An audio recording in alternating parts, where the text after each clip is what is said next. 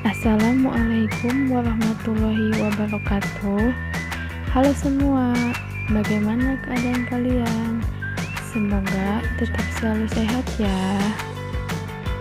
Pada kesempatan kali ini, kita akan belajar mata pelajaran IPA kelas 7, materi klasifikasi makhluk hidup, dengan menggunakan KD 3.2, mengidentifikasi ciri hidup dan tak hidup dari benda-benda dan makhluk hidup yang ada di lingkungan sekitar.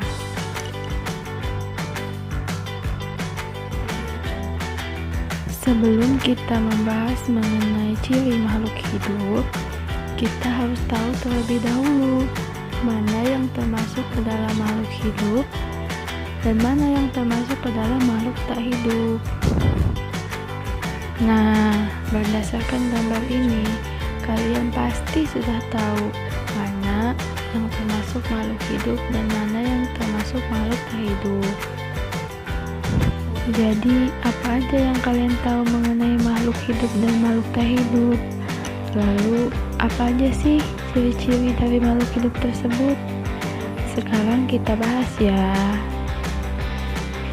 Ciri makhluk hidup yang pertama adalah bernapas. Bernapas yaitu menghirup udara yang mengandung oksigen atau O2 dan mengeluarkan udara yang mengandung karbon dioksida atau CO2. Ciri makhluk hidup yang kedua adalah memerlukan makanan dan minuman. Untuk beraktivitas, setiap makhluk hidup baik hewan maupun manusia memerlukan energi. Energi tersebut diperoleh dari makanan. Oleh karena itu, makhluk hidup sangat memerlukan makanan dan minuman. Kalian bayangkan saja, kalau kita tidak makan dan tidak minum, pasti kita lemas kan, tidak bisa beraktivitas. Nah, oleh karena itu, makhluk hidup memerlukan makanan dan minuman. Ciri yang ketiga yaitu tumbuh dan berkembang. Perhatikan tubuhmu. Tinggi dan massa tubuhmu akan bertambah seiring pertambahan usia. Proses inilah yang disebut dengan tumbuh. Jadi hewan, manusia, tumbuhan akan bertumbuh seiring bertambahnya usia yang dimiliki oleh makhluk hidup tersebut. Ciri yang keempat yaitu berkembang biak atau reproduksi. Kemampuan makhluk hidup untuk memperoleh keturunan disebut berkembang biak atau reproduksi. Berkembang biak ini bertujuan untuk melestarikan keturunan agar tidak punah. Contohnya, kamu lahir dari ayah dan ibu. Ayah dan ibumu juga mempunyai orang tua yang kamu panggil kakek ataupun nenek, dan seterusnya. Kalian paham? Ciri yang kelima adalah peka terhadap rangsang atau iritabilitas. Kalian pernah tidak saat ada cahaya lampu yang sangat terang masuk ke mata, kalian secara otomatis atau secara refleks menutup mata kalian? Nah, itu salah satu contoh bahwa makhluk hidup peka terhadap rangsang atau iritabilitas. Ada juga putri malu. Kalian tahu tumbuhan putri malu? Nah, kan tumbuhan putri malu kalau kita sentuh, daunnya akan bergerak menutup atau berkerut. Nah, itu salah satu contoh bahwa makhluk hidup juga peka terhadap rangsang atau iritabilitas. Ciri yang keenam adalah bergerak. Kamu dapat berjalan, berlari, berenang, dan menggerakkan tangan. Itu merupakan ciri bergerak. Tubuhmu dapat melakukan aktivitas karena memiliki sistem gerak. Sistem gerak tersebut terdiri atas tulang, sendi, dan otot. Ketiganya bekerja sama untuk membentuk sistem gerak, sehingga kamu bisa bergerak dan melaksanakan aktivitas.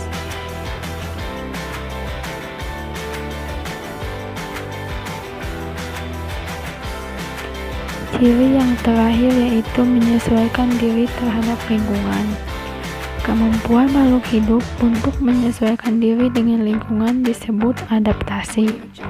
Contohnya, tumbuhan yang hidup di tempat kering atau sedikit air memiliki daun yang sempit dan tebal, contohnya kaktus.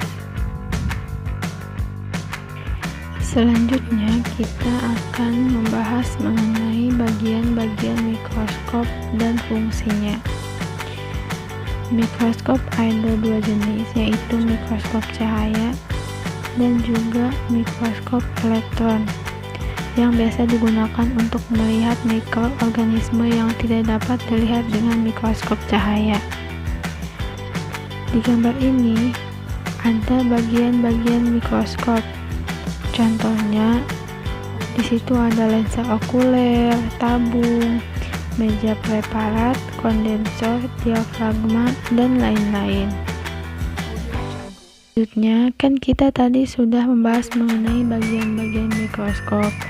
Sekarang kita akan membahas fungsi-fungsi dari bagian mikroskop tersebut. Nah, bedanya mikroskop ini dengan sebelumnya, yang sebelumnya itu adalah mikroskop cahaya, sedangkan yang ini adalah mikroskop elektron. Nanti kalian cari bedanya di rumah ya, supaya lebih paham. Nah, untuk bagian-bagiannya hampir sama, dan fungsinya juga hampir sama. Nanti kalian pelajari lagi di rumah dan bisa dibaca-baca. Bagiannya sama. Misalkan ada lensa okuler, mikroskop cahaya juga mempunyai, terus kayak diafragma, lensa objektif juga sama. Itu saja dari saya. Jangan lupa belajar di rumah dan tetap jaga kesehatan kalian ya. Terima kasih.